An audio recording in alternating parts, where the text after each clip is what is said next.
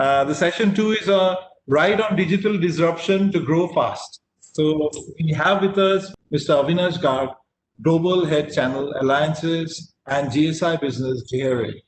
Avinash, you have just heard how to do growth hacking, create the health performance, health, fitness, and performance of an organization, how to do disruptive innovation within that organization. Now we really have an organization which is growing at a frenetic pace, has leadership, has talent, has KPI, simplified SOPs.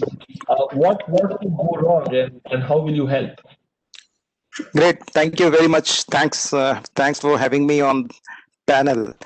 So thank you very much. Very innovative information from Rakesh and Dr. Venugopal. So as just I'll take a minute.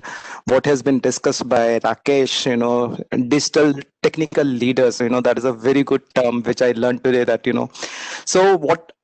Actually, I was going through a study that, when digital leaders, when they say that, when they are growing in this age of digitization, right, and the business transformation, the growth is exponential and they're growing really big.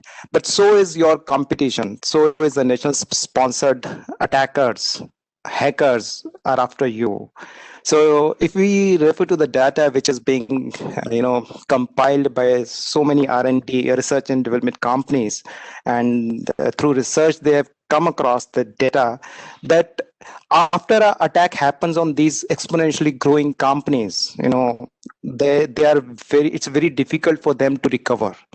Only 10% of the digital leaders, technical leaders, whatever the term we can use, they are the only one, 10% out of the whole lot were able to recover the business. So it's really important that, these are the aspects which we need to take care while designing the whole system, while designing the organization, while designing the enterprise, that in case these kind of problems in this innovative age comes, how we are going to protect our organization. Right. So as everybody mentioned, Dr. Venugopal also mentioned about 60s, and Rakesh also, and you also mentioned about those things. So it's really important when we take a step back, and while, even in the previous session, if you have attended that, doctor said that, it took 6 years and they're halfway. All these failures come, but it's really important that we look at our tools, techniques, and procedures that we design, we define.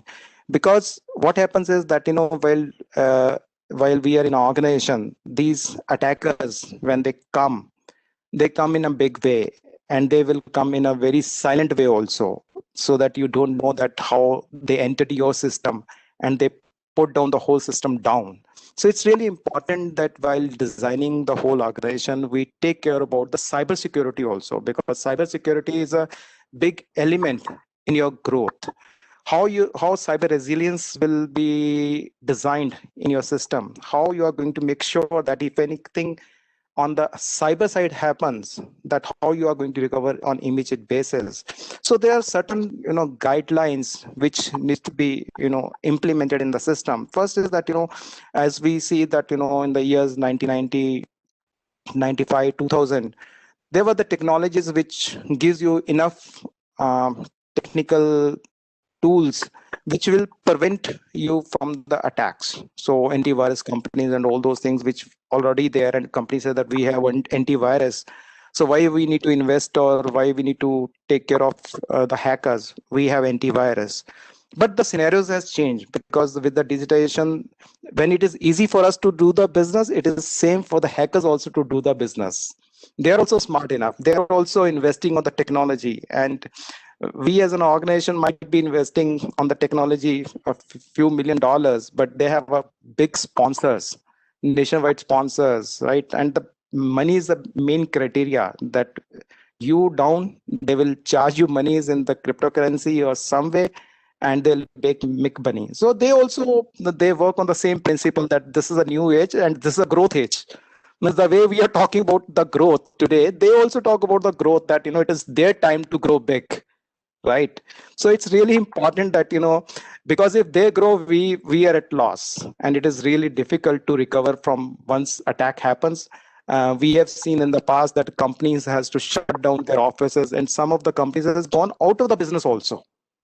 So these are really important aspects which a digital leader, the CEOs, because today cyber resilience is the boardroom topic. Earlier, when we talk about the boardrooms, the discussion which used to happen is that how we are going to grow big, where we will be after 25 years.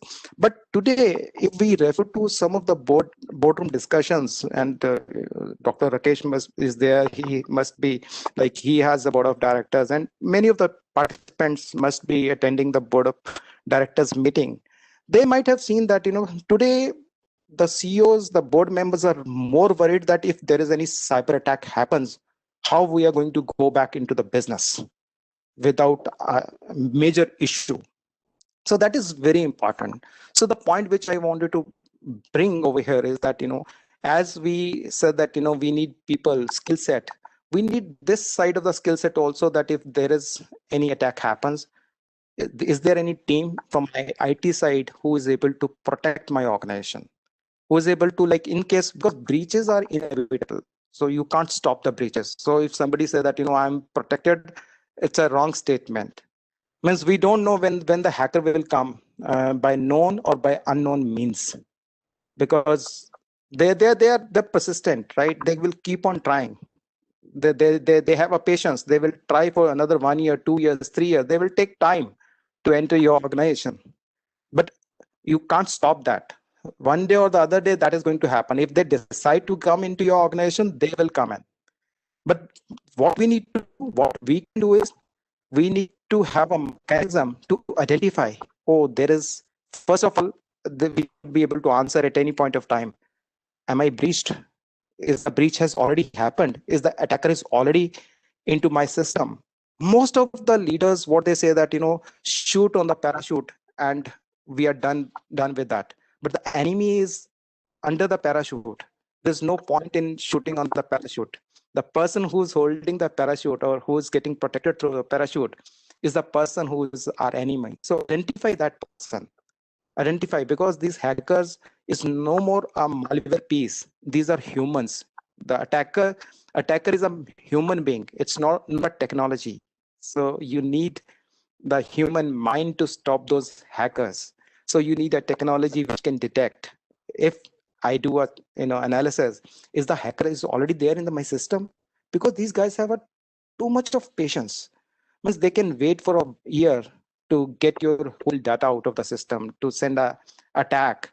And the growth, whatever the innovative product you have, whatever the kind of a people you have, whatever innovation cycle you have, wherever product has all the feature functionalities and you are able to succeed.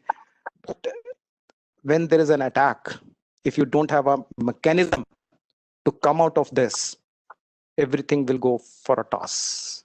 So it's really important that today, when we talk about the growth, we definitely should talk about the cyber attacks also. Is there a technology available in house to detect if there is an attacker already inside the organization? If the attacker is there, is there enough forensic tools and techniques available to find it out how the hacker has come in, what all he has done, from which, for example, I just taken a small example. If we are sitting in a room and it is a glass room, some attacker has come and broke down that glass and entered into that room.